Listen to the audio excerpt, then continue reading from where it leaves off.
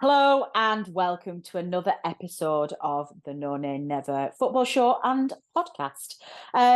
We're taking a break from normal duties this week as the Clarets face Manchester City away in the quarterfinals of the FA Cup. We do also, though, have a quick look back on that midweek victory in the EFL away at Hull, 3-1, another 3 goals for Nathan Tella. And just generally speaking, we're all just waiting now. When's promotion coming? Come on. Getting impatient. We're trying to do the maths. Is it 2 wins, 3 wins, 4 wins? What's Luton doing? How are they throwing a spanner in the works? Who knows? I am joined this week in the studio with resident statistician Dave Roberts. And we also have a little bit of input from analysis team member Tom Whittaker. So hold tight and let's go.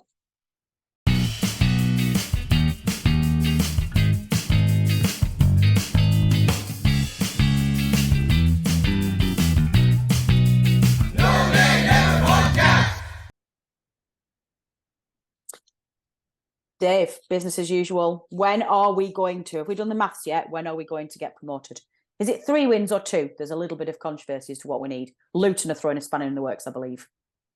Well, yeah, I mean, mathematically, it's we're having to wait a bit longer, but we could probably lose every game. Yes, I agree. Yeah, so. I completely agree. I would.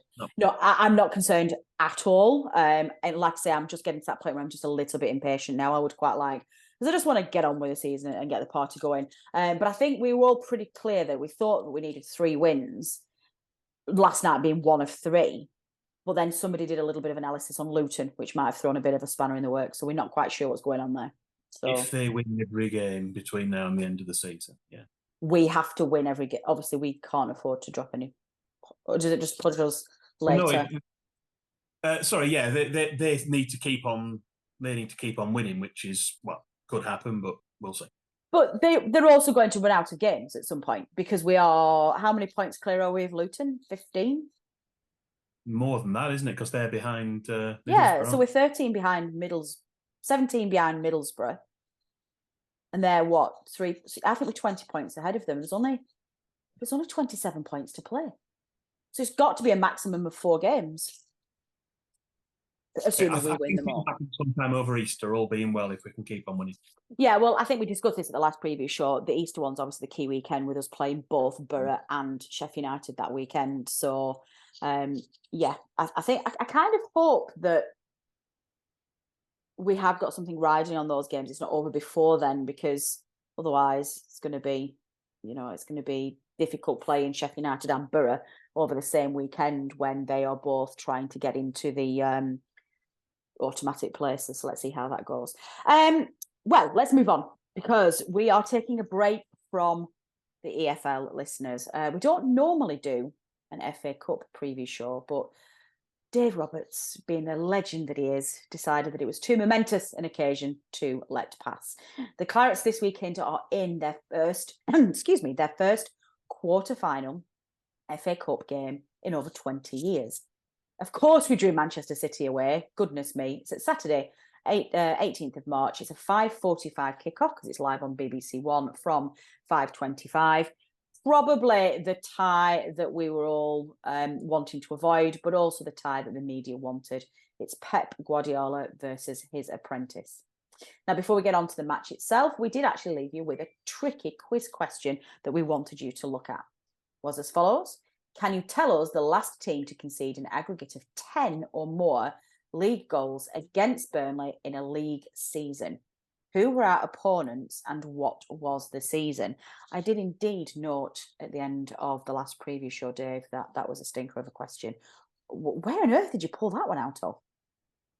Well, I kind of had an inkling before the Wigan game because we'd scored 5 goals away. Could we score 5 at home and get to double figures? Now, in the end, we didn't. We only got 8 because we got the 3 goals at home. But I thought, well, that probably doesn't happen that often. When I checked back, it hadn't happened. That was our stats of the week in the last show. It was the first time this millennium we scored 8 against any team. So I thought, well, I'll take it back a step further and say, when was last time we scored 10? So we've got to go back a little bit further than 97, 98.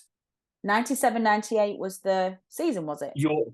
They scored 8, so we have to go back further than it. Well, the clue was it was different. how much further did we have to go back? And who was To it? the 1980s. We went back to the 1980s, and the team was Port Vale, and the season was 1983-84. We had an emphatic 7-0 home win. That was in November 1983. And we followed that up with a 3-2 away win later in the season. That was in April 1984. That was during John Bond's only season as manager.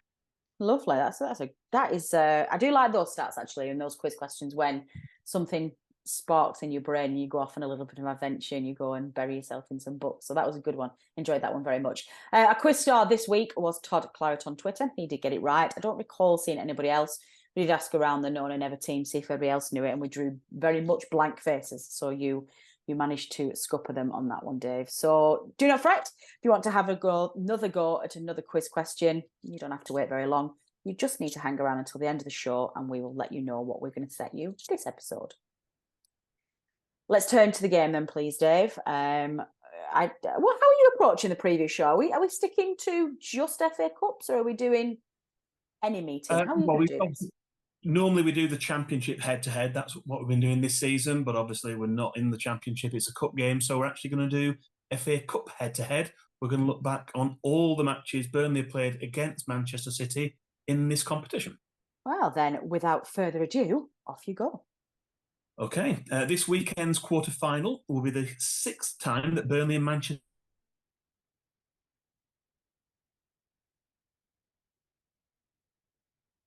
City have been drawn to play each other in the FA Cup, and things between the two teams in the country's Premier Cup competition. In January 1931, Burnley, who were a second division side, faced Manchester City of the first division in a third-round tie at Turf Moor. The Clarets were very comfortable 3-0 winners. That was thanks to goals from Andy McCluggage, Tommy Prest and Evan Jenkins in front of a crowd of just under 26,000. 2 years later, in March 1933, second division Burnley made it as far as the FA Cup quarter-finals and once again faced first division Manchester City at home. This time, over 48,000 flocked to Turf Moor, a number which was reportedly boosted by around 20,000 City fans. Sadly, the Clarets were narrowly defeated. A 13th-minute goal from City's Fred Tilson was the only difference between the two teams, and so our courageous cup run came to an end. We didn't meet City again in the FA Cup until 1991. On that occasion, Burnley were a fourth division side, with City once again in the top flight. That was shortly before the formation of the Premier League. Unusually for the time, the match took place on a Sunday. It was only the third time that Burnley had played a competitive match on a Sunday, and was also the first time ever at Turf Moor. A bumper crowd of just over 20,000, so an entertaining game in which the favourites eventually went through with just a single goal from Colin Hendry. But the fourth division side gave it a real good go and perhaps just missed a touch of quality in front of goal on the day. The two remaining meetings in this competition took place much more recently in consecutive seasons, and unlike the other games we've mentioned, we met as equals, or at least we were both in the same league. Both games took place at the City of Manchester Stadium, and both were convincing City wins in the end, although in the third round tie in January 2018, Ashley Barnes gave Burnley a surprise 1-0 lead in the first half, before City came back strongly in the second half to win 4-1. The fourth round tie, a year later, in January 2019, ended as a disappointing 5-0 defeat, and so we won't dwell too much on that match. If you've been paying attention so far, you'll have already realised that Burnley's overall record against Manchester City in the FA Cup is played 5, won 1 with no draws and 4 defeats. Burnley have scored 4 goals to City's 11. Well, do you know what I say to that, Dave? We are well overdue a win. Moving on then, for the second half of this season, regular listeners will know that we've been scrutinising our opponent's famous fans. Made sense for us to therefore continue that and take a look at the celebrities who have a strong affinity towards our cup opponents. Now, can I just, before we go on to this, Dave, you've expressed some discontent with the scoring methods from Team Known and Ever. What are we doing wrong? Why are you not happy? It's been all over the place, to be fair, hasn't it, really? Let's be honest. Well, to be fair, it has. But also, when you keep changing the rules on us every single week, then we're kind of not taking it serious. Okay. The rules are consistent. The rules are not consistent. So you told us no owner is allowed. So we couldn't have Delia. We couldn't have Elvis. No. Elton. Elvis. not an owner of Watford. Okay, fine. I don't agree with that, but whatever. Then you said that they had to be living. Okay, I can kind of live with that. But giant pie mascots are allowed. Well, to be fair, that was a left field one that I threw in. I mean, that was entertaining. Come on, give me that. It was entertaining, but also don't be criticising our rules when you make them up as you go along. There were basically no other Wigan fans, so we had to throw the pie in at the end. Well, the pie ended up dragging their score up. I think they got scored a lot higher than they would have done. It is worth mentioning, of course, that where no one ever leads, others do follow. Celebrity fans were in the news this week when Pep Guardiola expressed his disappointment that actress Julia Roberts chose rivals Manchester United back in 2016. So that's definitely one name that is not going to be appearing on the City's famous fan lists. Why don't you talk our listeners through who you did put on the shortlist, please, Dave? We've picked 6 of the most notable City fans we could find in no particular order for your consideration. Well, actually, I say 6. It's actually 7 because the first one is 2 for the price of 1. Noel and Liam Gallagher. Of course. Who else? Wouldn't choose one over the other. They'd be bickering, wouldn't they? So we put them both in. We've then got Ricky Hatton, the former boxer, very notable Manchester City fan. Timothy Dalton, one I hadn't realised, but Timothy Dalton, the actor from Bond. He's a big City fan, has been for a lot of years. Number 4 is Jason Manford, the comedian. Number 5, Johnny Marr, the musician, ex-Smiths, of course. And number 6, Jackie Chan, the famous veteran actor. So they're our 6. And one thing I will say about this, I mean, Matt will put it on our video, I think, when we do the put it out on YouTube. There's actually I will do it. I'm a YouTube editor, not Matt. What am I doing here, Dave? There's actually pictures of all of them wearing City scarves, City shirts. They're actually there. I have seen it. I've already pulled your graphic ready for the show. Like Sunita last week for Hull City, who was I was not having any of that. Yeah, I was photoshopped. Well, in terms of scoring our City celebrity fans, I drafted in the assistance of Team None and Ever, Dave. I consulted the group and we discussed, and we've decided. Am I moderating? No, you don't get I'm the moderator in this quiz, so I asked them for it all, and I moderated the score. So collectively, None and Ever is giving Manchester City celebrity fans 0. They're not getting a single point. The reason for that, Dave, is quite easy. We are quite sick of City winning everything, especially when it comes to something that we're involved in. So for once, something that we can control, they are going to absolutely, without question, finish bottom of our leaderboard this season with no point. So there you go. Sorry, City fans, but you win everything else anyway. Moving on, Dave. Memory match. Good God, I don't even know where this is going to go. It could be any one of painful games. What have you picked for our memory match?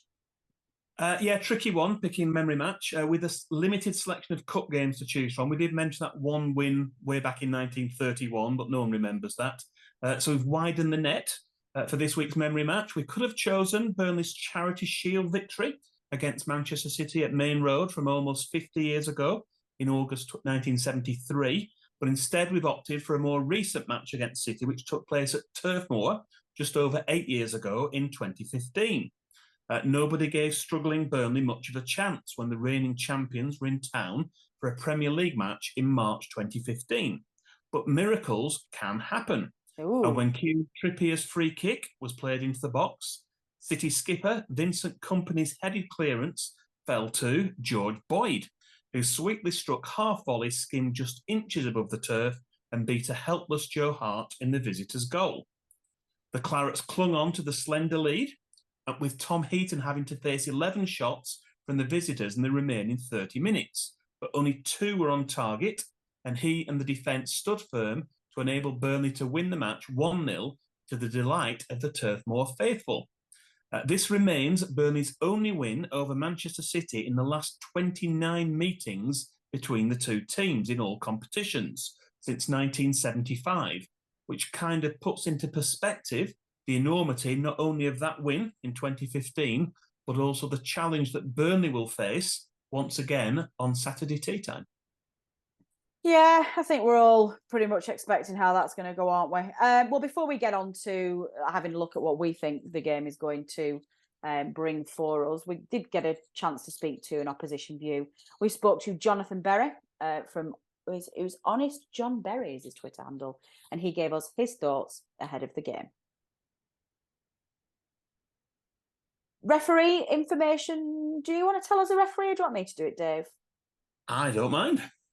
Well, we don't get you on very often. You do the referee. Okay, we've got John Brooks of Melton Mowbray in Leicestershire. He's been given the responsibility of this very high-profile FA Cup quarter-final tie in Manchester on Saturday. He's not a particularly familiar name to Burnley fans. The one and only previous game of ours, which he took charge of, was a 0-0 draw. That was against Wolves at Molineux in December 2021. In that match, he showed 2 yellow cards to Wolves players and 3 to Burnley players. John Brooks is also the official who last month, as a video assistant referee, he erroneously ruled out a perfectly good goal for Brighton against Crystal Palace. As a result, he had to sit out a couple of rounds of matches, but he's been back in action since then. We'll have to see how he gets on the pitch without the help of a screen in front of him. Speaking of VAR, as was the case with our third round tie at Premier League Bournemouth, VAR is back this weekend. And Andy Madley, Andy Madley's been appointed to be the video assistant referee. Oh, I'm not looking forward to that. That's a little bit of a pain. I've been in deliriously happy ignorance of VAR this season. Well, it's the tie none of us wanted. It was the first draw out of the hat. We'd not even got home and, been able to celebrate the first quarterfinal in ages before our name got pulled out of them. I guess, where are you looking with this, Dave? Are you thinking that we could get something? Are you thinking we've got no chance? Do you think Pep will? Well, we know he won't rest players because he never does. I don't even know where to pitch this. I don't know what to expect. Well, I think it's the archetypal free hit, isn't it? We've got a fantastic league run. We're doing really well in the championship, and we're all but promoted from there. So we can kind of go out with abandon, really, and play how we want to. Obviously, we don't want to get embarrassed. City are capable of putting goals against teams. They scored 7, didn't they, in midweek in the Champions League, so that can happen.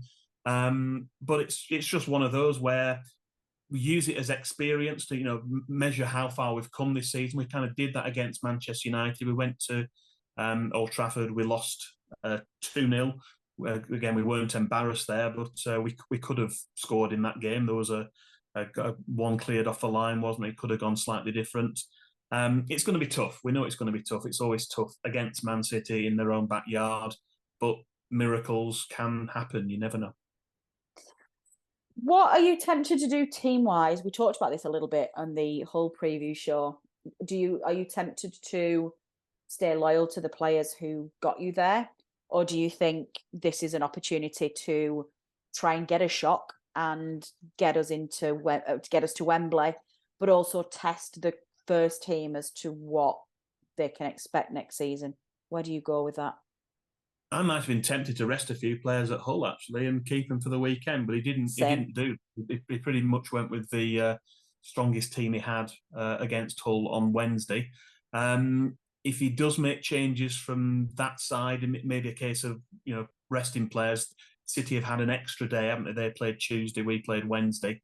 That might come into it a little bit as well. No, I'm pretty sure that's not going to bother them. But I know what you mean. No, but I think we have to go with the strongest side we can put out. But that bearing in mind that there might be a case of resting a few players who played Wednesday. But I don't think you put the full team in that been playing the cup games. That you go for it now. You go. And You you're only get happy. one chance. You're happy with that. I mean, I am. That's exactly what I do. But I'm just a bit. It's the old age debate, isn't it? It's like, a lot of teams who play their kids or play their reserve side for particularly the League Cup. Yeah, it's going to be interesting. It's going to be an interesting one. Of course, Nathan Teller's on fire at the moment, so I would definitely be playing him.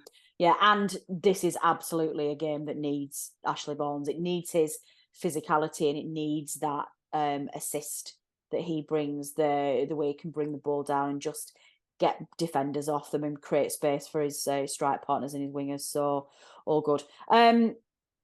Obviously, Manuel Benson came on last night at Hull. Very welcome return to him. I expect we'll see him on the bench at City. Give him a try. Yeah, I think he's still working his way back in. He got like a little bit of a knock towards the end as well, didn't he? In the whole. So I think he might be. Yeah, exactly. Collectively. I think again it'll be a case of having him available on the bench to try and change the game if we do need that later on. But yeah, I think it's a case of going with your strong. We don't want regrets in this. I look back at the Watford quarterfinal from 20 years ago, and again, we don't know what went on during the week, whether the players who weren't fully, but we had likes of better players on the bench for that game, and it just was a little bit odd. And that was against the side who were in our division. We're playing another championship team for a chance to get into the league-wise, mustn't there? Semi-finals. Yeah, I love that. That's exactly where I'm thinking. Like, no regrets. Let's just go for it. Bearing in mind that the tie has to be decided on the night, we can't do a replay. Give me that good old score prediction, Dave. What do you think? Well, it's one of those where yes, we can win. Burnley can win. It's a team against another team in a cup game. There's always a chance. So it's kind of heart and head, isn't it? In terms of what you think. Your heart thinks, yeah, can Burnley win? Your head thinks, well, we're probably not going to. But let's go with our heart. Let's say, well, we're going to sneak a win. Going to get a 2-1 win. You never know. Dave, this has made my year. You never go with your heart. You never do this. A 1-1 draw, can I? No, that's very true. Don't spoil it. That's literally the best prediction ever. I've been teasing you for such a long time about you sitting on the fence and not going with your heart. That's made my little heart sing with joy. I'm going to back you up. I don't think we'll score 2. So I think we are going to win. So I'm going to back us to win 1-0. I think it's going to be an early-ish goal in the second half, and we hold on to it somehow, and we go through. I think if we have to go to penalties or extra time, I think it's going to be too difficult.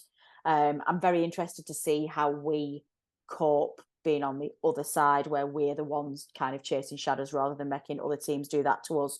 So I think if we've got any chance of winning, it's got to be in normal time. So I'm going to say 1-0 to the Clarets.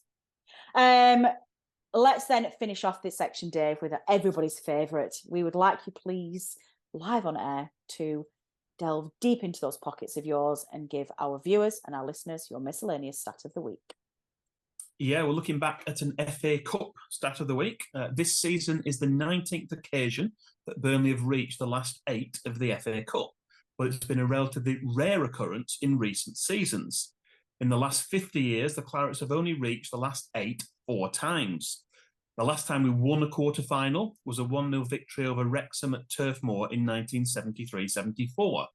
We went on to lose 2-0 to Newcastle United in the semi-final at Hillsborough. In 1982-83, we exited the competition at Hillsborough again, losing 5-0 in a replay at Sheffield Wednesday after the original quarter-final tie at Turf Moor finished 1-1. In 2002-03, as we've mentioned earlier, the Clarets lost 2-0 at Watford in the last 8 in a rather disappointing performance. Unlike our last 3 quarterfinals, the reward of a semi-final at Wembley is on offer this time. And wouldn't we all like to have another trip down Wembley way again, or maybe 2, if we could somehow go 1 better and reach the final for the first time since 1962? Dare to dream. Dare to dream, our tagline. I completely and utterly agree. I think we can wrap this up. Not sure whether we've got any FPL updates from Adam. If we do, Matt will either slot them in or we will put them out on socials separately. So let's finish off with, Dave, your quiz question for this episode, please. What are you going to ask our viewers and our listeners to submit? Okay, this week's quiz question is as follows. Before this weekend, when was the last time that Burnley played an FA Cup tie in the month of March? And which team did we face? Ooh. Gosh. That must be going back. Must be. Don't know. That's gonna really tax me, is that one. While I'm having to think about that, Dave, why don't you tell our listeners how they can submit their answer, please? Yeah, you can send your answers via email. That's previewshow@nonanever.net, or you can send it on Twitter. Send us a direct message to @nonanever, or you can post your answer to the YouTube video. You certainly can. Comment, please. And hello to all of our new viewers. Our YouTube numbers have been climbing steadily. It's very nice to have you all here. Do comment, subscribe, share, spread the word. It's very nice to keep this as a little family. We do like a little community. That is all we have time for. This is a break from your normal broadcasting. We are looking ahead to, of course, quarter-final in the FA Cup. We might be away at Manchester City, but it's the magic of the cup. You never know. The small guy, David, can beat Goliath at some point. Is this going to be the weekend that Pep gets taught a lesson by his apprentice? We shall see. This has been the No Nay Never analysis show and football show. I've been Natalie Bromley. Until next time. The No Nay Never podcast is brought to you in association with the TalkSport Fan Network. Natalie Bromley is the host and editor, and the show is produced by Matt Moss. Our resident statistician is Dave Roberts, and our FPL expert is Adam Dennett. The analysis show team is collectively Tom Whittaker, Richard Steele, George Poole, Charlotte Rigby, Adam Dennett and Robbie Kopak. Our music is provided by George Gaskill, and our newsletter team is headed up by Jamie Smith. If you don't already, you can subscribe to our newsletter by visiting nonanever.substack.com. Our thanks as ever go to our partners TalkSport. We are as ever proud to be part of the TalkSport Fan Network.